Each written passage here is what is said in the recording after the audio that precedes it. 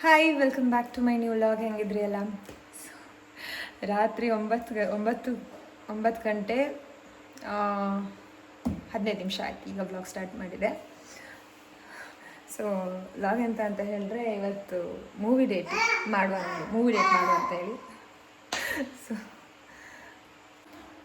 ಇಷ್ಟು ಲೇಟ್ ಮೂವಿಗೆಲ್ಲ ಹೋಗೋದಿಲ್ಲ, ಕಡಿಮೆ ನೈಟ್ ಶೋಗೆಲ್ಲ ಹೋಗೋದಿಲ್ಲ.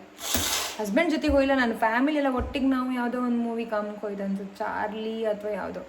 ಸೊ ಸಪ್ರೇಟ್ ನಾವಿಬ್ಬರೇ ಹೋದದ್ದು ಇಲ್ಲ. ಕಿರಿಕ್ ಪಾರ್ಟಿ ಬಂದಾಗ ಹೋಯ್ತು ಎಲ್ಲರೂ ಫ್ಯಾಮಿಲಿ ಒಟ್ಟಿಗೆ, ಬಟ್ ಫ್ಯಾಮಿಲಿ ಹೋದದ್ದು, ಇಬ್ಬರೇ ಹೋಗೋದಿಲ್ಲ.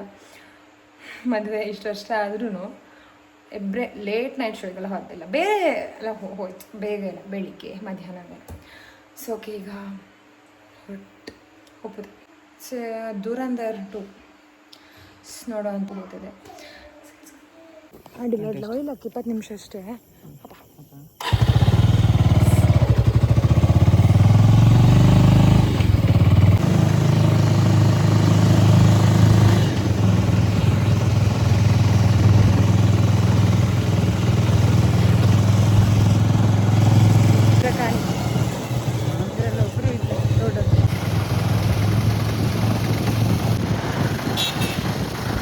ಗಂಟೆ 9:45 ಆಗಿ ಹೋಯ್ತು. ಶೋ ಇದ್ದದ್ದು 10 ಕಾಲಿಗೆ. ನನಗೆ ಮಕ್ಕಳಿಬ್ಬರನ್ನು ಹೆಂಗೋ ಕನ್ವಿನ್ಸ್ ಮಾಡಿ ಬರ್ಕಿದ್ದಿತ್ತು. ಮತ್ತು ರಾಜ್ ಮತ್ತು ಶಿವಾಂಶ್ ನನ್ನ ಪಪ್ಪ ಎಲ್ಲ ಒಂದು ಬರ್ಡೇ ಪಾರ್ಟಿಗೆ ಹೋಗಿದ್ದೀರು. ಅವ್ರು ಬಪ್ಪದು ಸ್ವಲ್ಪ ಲೇಟ್ ಆಯ್ತಿತ್ತು. ನಮಗೆ ಮನೆಯಿಂದ ಅಲ್ಲಿಗೆ ಒಂದು 20 ನಿಮಿಷ ಬೇಕು ಥಿಯೇಟ್ರಿಗೆ ಹೋಗೋಕ್ಕೆ. ಮಕ್ಕಳಿಗೆ ಅಂದರೆ ರಾಯ್ತಂಗೆ ಆಲ್ರೆಡಿ ನಾನು ಹೇಳಿದ್ದೆ, ಹೆಂಗೋ ಏನೋ ಒಂದು ಸುಳ್ಳು ಹೇಳಿದ್ದೆ. ಅವಳು ಓಕೆ ನಾನು ಬರ್ತಿಲ್ಲ ಅಂದಿದ್ದಾಳೆ. ಶಿವಾಂಶ್ ಈಗ ದೊಡ್ಡವನಾಯ್ತಲ್ಲ, ಹಂಗೆಲ್ಲ ಸುಳ್ಳು ಹೇಳಿದ್ರೆ ಅರ್ಥ ಆಗ್ತ ಅವನಿಗೆ. ಸುಳ್ಳು ಅಂತ ಹೇಳೋಕೆ ಹೋಯ್ಲಿಲ್ಲ ಶಿವಾಂಶ್ ಹತ್ರ. ಸುಮ್ಮನೆ ಅವನಿಗೆ ನಿದ್ರೆ ಒಪ್ಪೋ ಟೈಮ್ 9:45 ಆಯಿತು. ಮಧ್ಯಾಹ್ನ ಎಲ್ಲ ಮನ್ಕಂತಿಲ್ಲ. ಈಗ ಅವನು 4 ವರ್ಷದ ಮೇಲೆ ಮಧ್ಯಾಹ್ನ ಮಲ್ಕೊಂಬಂದ್ಬಿಟ್ಟಿದ್ದ.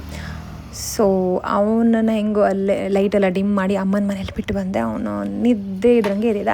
ಮತ್ತು ಬರ್ಡೇಗೆ ಅದೆಲ್ಲ ರಿಟರ್ನ್ ಗಿಫ್ಟ್ ಅಂತ ಕೊಟ್ಟಿದ್ದೆ. ಸೊ ಅದನ್ನೇ ಕಾಣ್ತಿದ್ದೀರಾ. ನಾವು ನಿಧಾನ ಬಂತು ಈಚೆಗೆ. ಹೇಳ್ಕಂದ್ರೆ ಮೂವಿ ಆಲ್ಮೋಸ್ಟ್ 4 ಗಂಟೆ ಹತ್ತಿರ ಮೂವಿ, 3:45 4 ಅವರ್ ಮೂವಿದು. ಇಮ್ಯಾಜಿನ್ ಮಾಡಿ, ಮನೆ ಬಪ್ಪತ್ತಿಗೆ 2:30-3 ಗಂಟೆ ಅಂತೂ ಆಯ್ತು. ನನಗೊಂಚೂರು ಹೆದರಿಕೆ ಆಗ್ತಿದ್ದಿತ್ತು. ಯಾಕಂದರೆ ಗಂಡಸ್ರೇ ಇರ್ತಾರೆ ಮೂವಿ, ಹಂಗೆ ಹೆಂಗಸ್ರು ಇರೋದಿಲ್ಲ ಅಷ್ಟು ಲೇಟ್ ನೈಟ್ ಹೆಂಗೆ ಏನು ಅಂದ್ಕೊಂಡೆ. ಬಟ್ ರಾಜ್ ಇಲ್ಲ, ನೀ ಹೆದರ್ಕೊಂಡೆ ಅಂತಕ್ಕೆ ನಾನು ಇದ್ನಲ್ಲ ಅಂದ್ಕೊಂಡವ್ರು. ಆಬ್ವಿಯಸ್ಲಿ ನಂಗೆ ಹೆದರಿಕೆ ಆಗಿದೆ, ಯಾಕಂದರೆ ಇಷ್ಟು ಲೇಟ್ ನೈಟ್ ಶೋಗೆ ಹೋದದ್ದೇ ಇಲ್ಲ ಇಲ್ಲಿ ತನಕ. ಇಲ್ಲಿ ಬಂದು ಕಂಡ್ರೆ ಹೆಂಗಸ್ರೆಲ್ಲ ಸುಮಾರು ಜನ ಇದ್ರು, ಅದರಲ್ಲೂ ಫ್ಯಾಮಿಲೀಸ್ ತುಂಬ ಬಂದಿದ್ದೀರಿ. ನಂಗೆ ಅನ್ಸುತ್ತೆ ಅಲ್ಲಿ ಅಕ್ಕಪಕ್ಕದಲ್ಲಿ ಇರೋಂಥ ಮನೆಯವರೆಲ್ಲ ಬಂದು ಅನ್ಸುತ್ತೆ ತುಂಬ ಫ್ಯಾಮಿಲೀಸ್ ಬಂದಿದ್ರು. ಅದೊಂಥರ ಸಮಾಧಾನ ಆಯಿತು. ಓಕೆ ನಾವು ಮಾತ್ರ ಅಲ್ಲ ಅಂದ್ಕೊಂಡೆ. ನನಗೆ ಟಾಕ್ಸಿಕ್ ಮೂವಿ ಹೋಯ್ಕೊಂಡು ಮಸ್ತ್ ಆಸೆ ಐತಿ, ಯಾಕಂದರೆ ನಂಗೆ ಎಷ್ಟು ಅಂದರೆ ಮಸ್ತ್ ಇಷ್ಟ. ಬಟ್ ಟಾಕ್ಸಿಕ್ ಮೂವಿ ಮುಂದೆ ಹೋಯ್ತಲ್ಲ,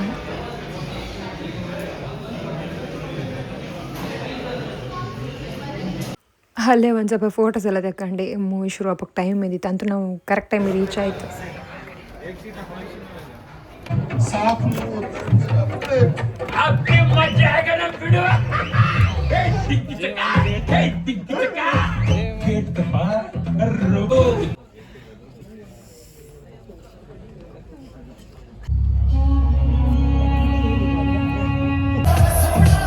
ಮೂವಿ ಸ್ಟಾರ್ಟ್ ಆದಾಗಿಂದ ನಾನು ಫುಲ್ಲು ಮೂವಿ ಒಳಗೆ ಹೋಗಿದ್ದೆ. ಅಂದರೆ ಒಂಚೂರು ಆಚೆ ಎಲ್ಲೂ ಕಾಣಲಿಲ್ಲ, ಫುಲ್ಲು ಮೂವಿ ಹಾಗೆ. ಆ ವೀಡಿಯೋ ಮಾಡ್ಕೊಂಡಿದ್ದೆ ಚೂರು ಅಷ್ಟೇ, ಬಿಟ್ಟರೆ ನನ್ನ ಕಾನ್ಸಂಟ್ರೇಷನ್ ಫುಲ್ಲು ಮೂವಿಯಲ್ಲೇ ಇದ್ದಿತ್ತು. ಆ್ಯಂಡ್ ಎಂಥ ಮೂವಿ ಯಪ್ಪ, ನಂಗೆ ಹೇಳೋಕ್ಕತ್ತಲ್ಲ ನಿಜ. ಆ ಸ್ಪೈ ನೆಕ್ಸ್ಟ್ ಲೆವೆಲ್.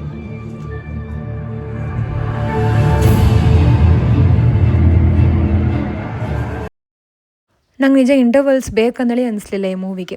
ಕೆಲವೊಂದು ಸಲ ಹೆಂಗೆ ಅಂತ ಹೇಳಿದ್ರೆ ಮೂವಿ ಇಂಟ್ರೆಸ್ಟಿಂಗ್ ಇಲ್ಲ ಅಂತ ಹೇಳಿದ್ರೆ ಎಷ್ಟೊತ್ತಿಗೆ ಇಂಟರ್ವಲ್ಸ್ ಬರುತ್ತೆ, ಹೊರಗಡೆ ಹೋಗಪ್ಪ ಎಂತರೂ ತಿನ್ಕೋಬಪ್ಪ ಹಂಗೆಲ್ಲ ಅನಿಸುತ್ತೆ.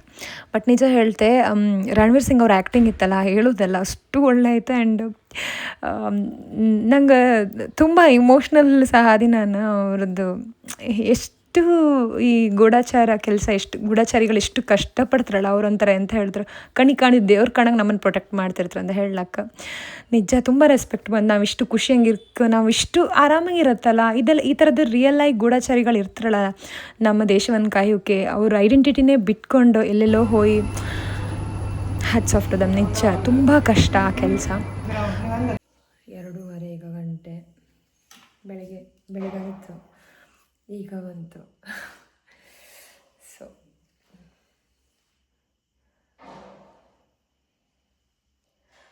ಬಾಯ್.